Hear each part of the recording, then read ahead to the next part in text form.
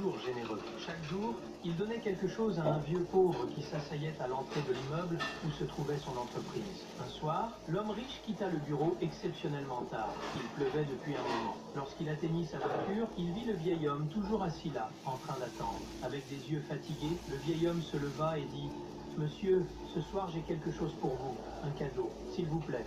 Accrochez-le à côté de votre lit. » L'homme fut surpris, mais accepta quand même le cadeau. Quand il rentra chez lui, épuisé, il ouvrit le paquet. Ce n'était rien d'autre qu'une vieille planche de bois poussiéreuse avec une écriture grossière dessus. Sa maison était remplie de cadres dorés et d'art modernes.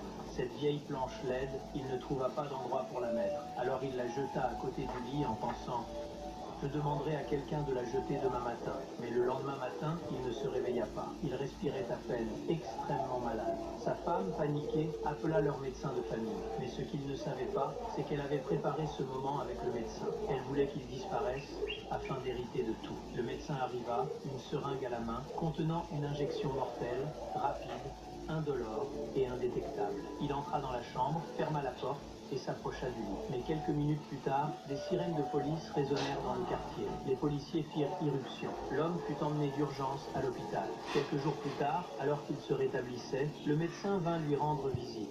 Non pas comme médecin, mais avec des larmes dans les yeux. Il lui avoua tout. L'homme le regarda et demanda « Pourquoi ne l'as-tu pas fait ?» Le médecin répondit « Je suis entré dans ta chambre prête à le faire. Mais avant de t'injecter, mes yeux ont aperçu une planche de bois sur le sol. Il y avait écrit « Et si c'était toi ?» Et soudain, tout s'est arrêté. J'ai imaginé que c'était moi allongé là. J'ai imaginé la douleur, la trahison. Les larmes me sont montées aux yeux. Je n'ai pas pu le faire. L'homme resta assis en silence, le cœur battant. Le médecin continua. Alors, au lieu de mettre fin à ta vie, j'ai appelé la police, parce que je savais qu'elle n'allait pas s'arrêter, pas tant que tu ne serais pas mort. Ce jour-là, l'homme demanda le divorce. Et à partir de ce moment, il comprit que même quelqu'un aux poches vides peut porter un cadeau plus précieux que l'or.